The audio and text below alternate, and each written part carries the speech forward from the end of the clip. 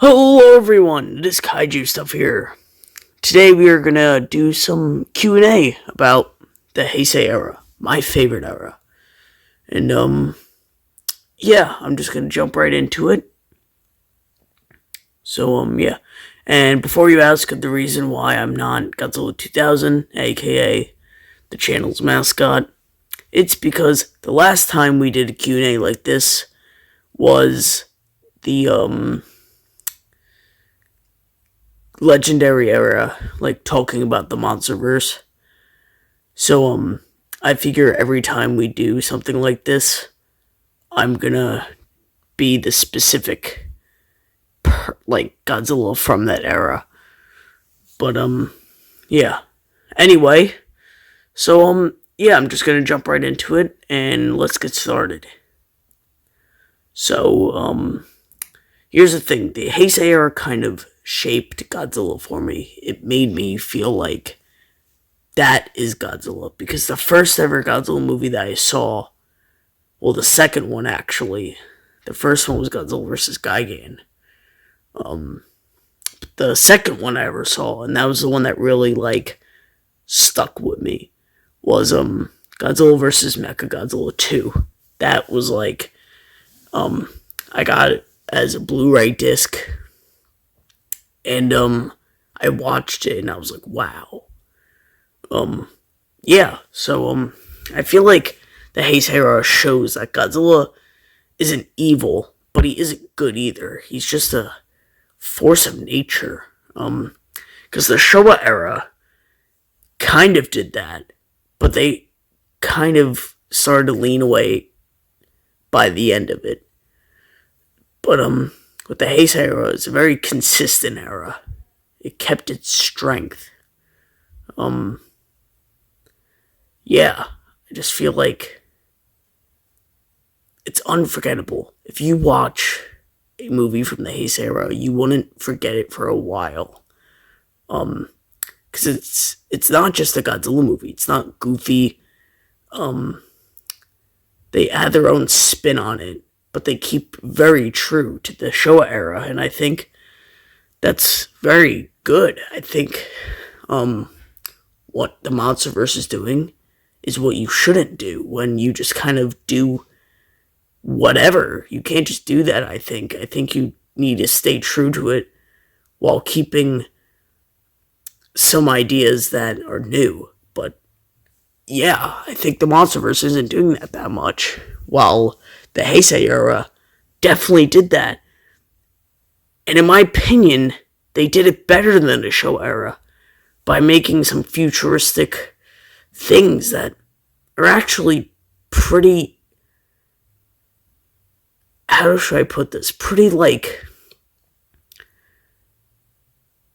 I can't really think of the word.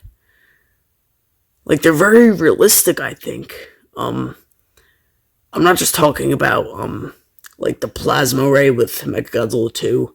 I'm just saying like the Super X, I think in 50 years from now is very realistic. I think that could totally happen in like 50 years from now. Maybe not with like a laser, but definitely with some artillery. And technically that's already happening with drones.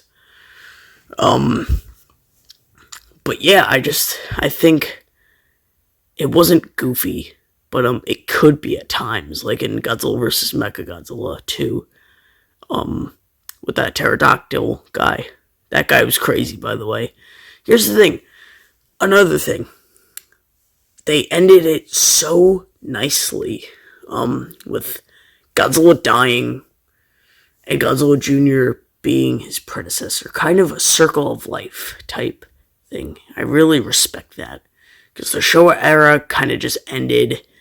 The Millennium era had no real end because it was all just different timelines and continuations of random things. But I do like the end of the Millennium era. The Legendary era has not ended yet. But yeah, I really do think that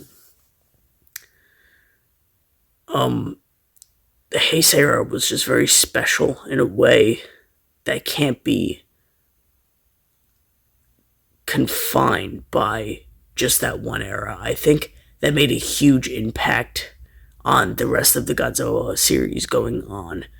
Even if you look at the Millennium era, you could tell they were trying to do what the Heisei era did. And besides Final Wars, the Heisei era, the Millennium era didn't really have that feeling. Final Wars, I feel like you could just say, and I know there's already a fan theory about it, with Godzilla Jr. being Godzilla 2004.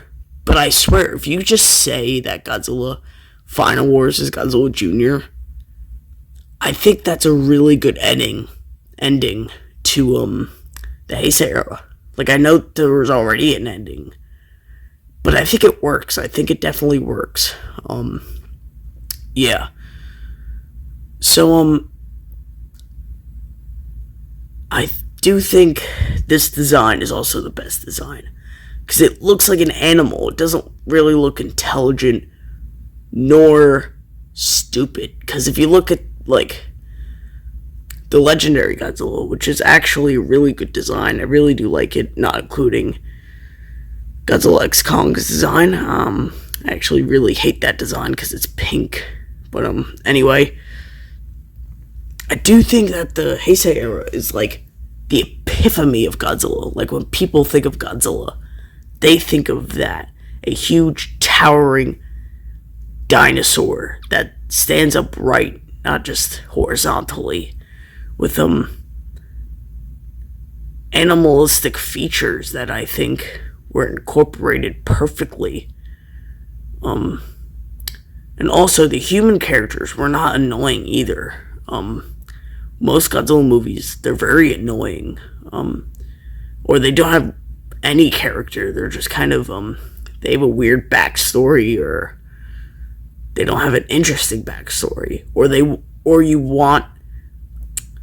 want you to feel bad for them. But in the Heisei era, there was none of that. It was kind of just like really good writing. I think you don't always need a backstory and like a plan for something. I think you just need good writing and some connections. You need connections. You can't just have people kind of meet in that movie. You have to like say they met in high school and something like that. And the Heisei era did that perfectly. I just think it was a very good era. I think it was a golden age, in fact. I think it's overlooked now, mostly because it's, in my opinion, overrated. But it's a good overrated, like it should be overrated.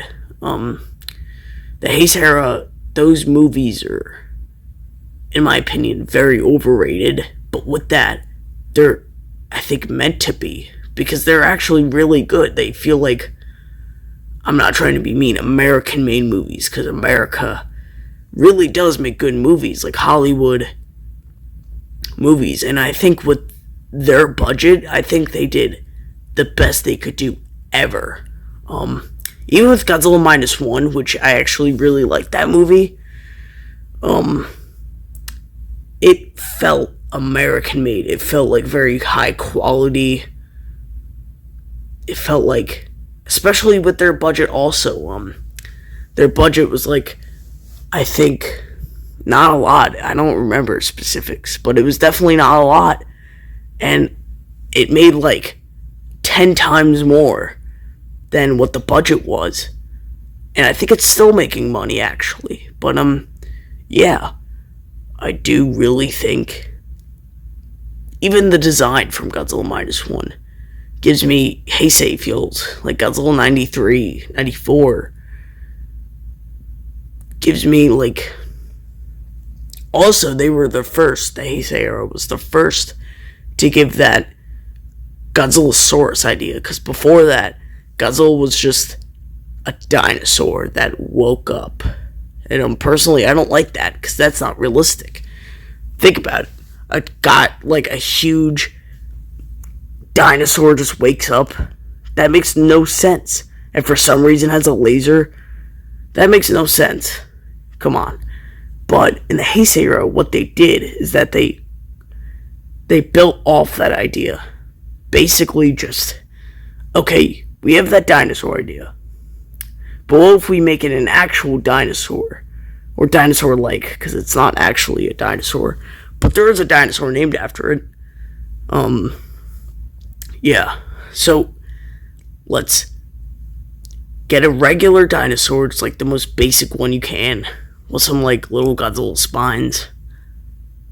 And then it gets mutated. And it grows. Because, with the Showa era, they kind of just said the atomic bomb gave him the atomic breath, and I'm like, yeah, it obviously did. Like, where else will you get it? But did it also make him taller? Like, they didn't really give specifics. And I'm not hating on the Showa era. I'm just saying the Heisei era definitely improved of the Showa era's flaws, because the Showa era had flaws, but it is my second favorite era. Yeah. Not to mention, the villains in the Heisei era were the best of the entire, like, franchise ever. And I know most of them were just villains from the Showa era, just built upon. But exactly, they were built upon. They did so much better with them. I think, especially Destroya. Personally, Destroya is my favorite Godzilla villain. And after that would be Ghidorah.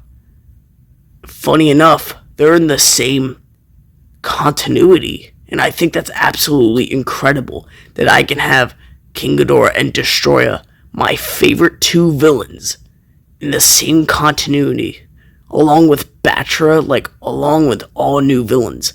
Like Biollante, which is a masterpiece. Space Godzilla? Okay, I like where that's going. The new Mogira, because I know technically Mogira's not new, but they made it new again. And I do really appreciate that. What they were trying to do. And they did. They didn't just try. They succeeded. And I think that's very cool. I think the Heisei era gets at times frowned upon because of the Americanized Godzilla 1984 with all their Dr. Pepper ads and Cold War tensions with the Soviets. I think that does get frowned upon, the American version of 1984. And you know what? I actually do like the American version better. Because I am a history buff. I really am. So if I see anything about America and Godzilla and the Soviets, my head just like, I'm like, whoa, Godzilla, America, and the Russians are in the same movie? That's crazy. Like, I'm just like, wow, Godzilla was in the Cold War. Yeah, I know that took a little bit of a turn. But, yeah, I really do like the American version, because it gave real world problems in a movie. And I think that's really cool. But, yeah. I think it was kind of the best, like, continuity, because it all pieced together. There was no real, like, continuity flaws, really. No, not like big ones. It all pieced together. And unlike the Millennium Era, which was literally a different continuity every movie besides the Kiryu saga, it was really special because it was just such a good, well-thought story that had a lot of interesting characters, including human characters, backstories, interesting designs. I think it all worked extremely nicely. yeah, I think that's a good place to end. I just went on a little bit of a rant. Um, this will become a series of me just talking about different Godzilla eras. So, every video will have a different Godzilla, but, the main one will always be the Millennium Godzilla. Anyway, with that, thank you guys for watching. If you like the content, please like and subscribe, and goodbye.